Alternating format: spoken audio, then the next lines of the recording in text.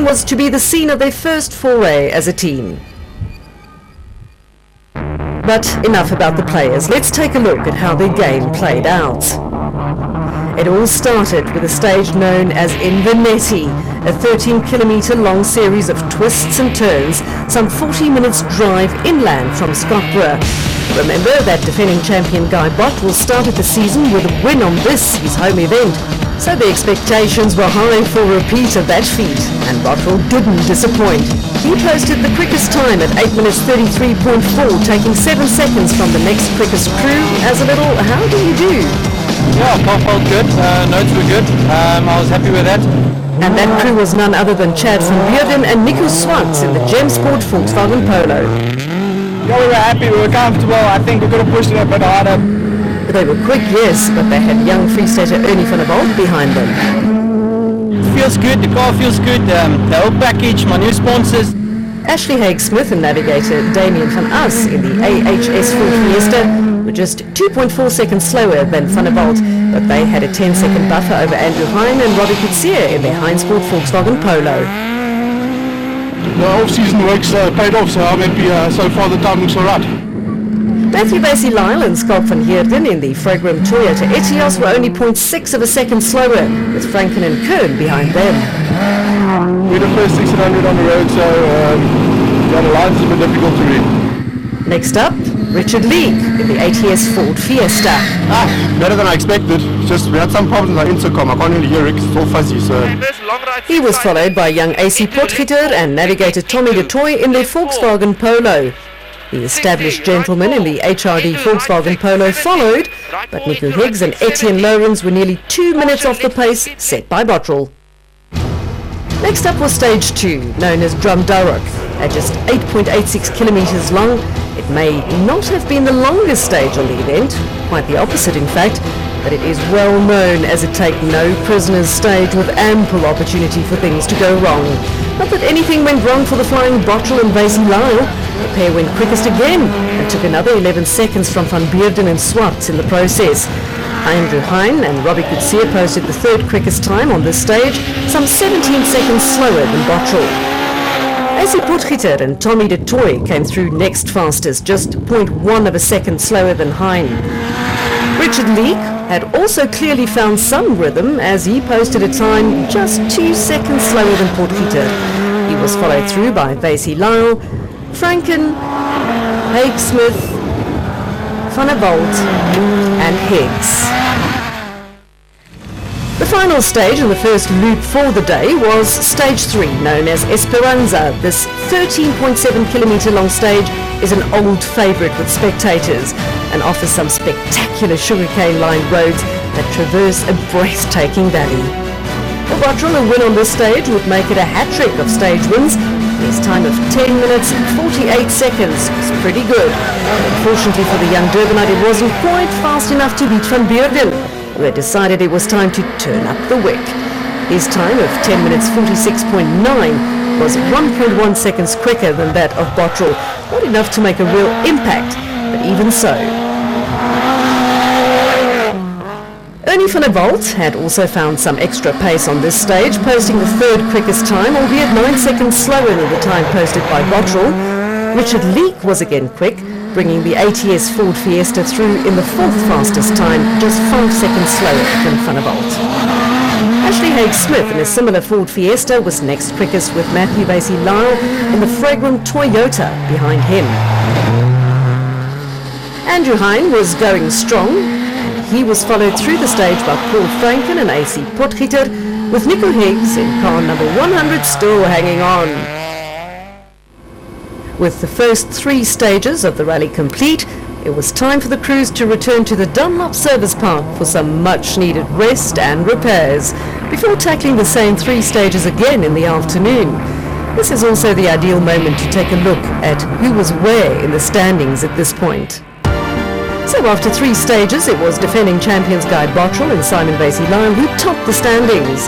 They had an 18-second lead over Chad van Beurden and Nico Swartz, with Ashley Haig-Smith and Damien van As a further 17 seconds back.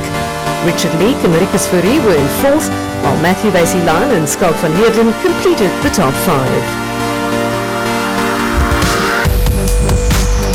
A second run through each of the 3 morning stages followed, starting with Inverness, now stage 4 of the Tour Natal rally. In the morning session, it was defending champion Guy Bottrell who went quickest. He posted a time of 8 minutes 33.4 seconds. This time he went even faster with a time of 8:29.1, again setting the pace on the stage. Things were looking solid for the young Durbanite. Behind him came Chad van Beurden, some 3 seconds slower, with Ashley Haig-Smith some 5 seconds behind that. So the top 3 in the standings posting the top 3 stage times too. True to pattern, it was Ernie van der Walt who came through 4th quickest, losing just 2 seconds to Haig-Smith on the stage, but then the order changed somewhat. Instead of Richard Leek and the ATS Ford coming through next as expected, it was AC Potgieter who posted the 5th fastest time. Paul Franken and Henry Kern was next quickest, and they were followed by Lacey Lyle, Richard Leek and Andrew Hine. Nico Higgs was still going strong, though he continued to lose time to the rest of the field. Up next was stage 5, which consisted of a second run through the section known as Drumdurrock, 8.65 kilometres in length. The short tester could have a significant impact, but this time the only significant blow to the field came when AC Potgieter and Tommy de Toy ran wide in their Volkswagen Polo. The pair ended up beached and lost around 4 minutes trying to extricate their stricken steed. The rest of the field had a clean run through the stage, with Bottrell again posting the quickest time at 6 minutes 36.2 seconds. This was exactly 3 seconds quicker than Chad van Beurden and 11 seconds quicker than the 3rd fastest man, Ashley Haig-Smith. Richard Leek was still posting competitive stage times, with Ernie van der Walt matching his fellow Ford driver blow for blow. Paul Franken, Andrew Hine and Matthew Basie Lyle all posted times under 7 minutes. By the time stage 6 came around, which was really a rerun of Esperanza, it was clear that Bottrell was very much in command of the rally. His lead over Van Beurden before starting stage 6 was just short of a minute, and the Yato Toyota Etios crew was looking good. He posted a time of 10 minutes 36.5 on the stage. It's another good stage time despite losing 4 minutes due to a puncture. But this time it wasn't quite good enough for another stage win, as former track racer Chad van Beurden in the Gemsport Volkswagen Polo threw down the gauntlet by going 3.5 seconds quicker than Bottrell. The Pretoria-based driver was clearly on a mission. Richard Leek in the ATS Ford Fiesta went 3rd fastest on the stage, though he lost 15 seconds to the 2 leaders despite his fast time. Behind him it was Paul Franken in the Manitou Volkswagen Polo and Andrew Hine in the Heinsport version of the same machine. Matthew Basie Lyle in the Fragram Toyota Etios lost some time on the stage, while the engine in the Volkswagen Polo of Nico Higgs and Etienne Loudens gave up the ghost, bringing their first rally together to a rather disappointing end. But the biggest casualty on stage 6 was surely Ernie van der Walt and navigator Rowan Robertson, who put their Victor Ford Fiesta on its roof, ending the youngsters' charge in its tracks. With the day stages behind them, it was time for the crews to return to the Dunlop Service Park in Scottsboro. We caught up with a man who had led for most of the rally so far, Guy Bottrell, at the end of day 1. I'm happy, but we're under a bit of pressure now. We stripped some engine mounting bolts in the gearbox, so the guys are quickly trying to change it, but they're trying to put helicoils in, which is never the best thing, but that's all we can do at the moment, and we're running out of time. As the sun set over the south coast, it was the name of Chad van Beurden that topped the standings, after Bottrell dropped down the order thanks to his gearbox problems. Ashley Haig-Smith was up into 2nd place, with Richard Leek 3rd at the rally midpoint. Paul Franken had moved into 4th, while Bottrell was left nearly 4 minutes adrift of the leader, having to mount a fight back from 5th.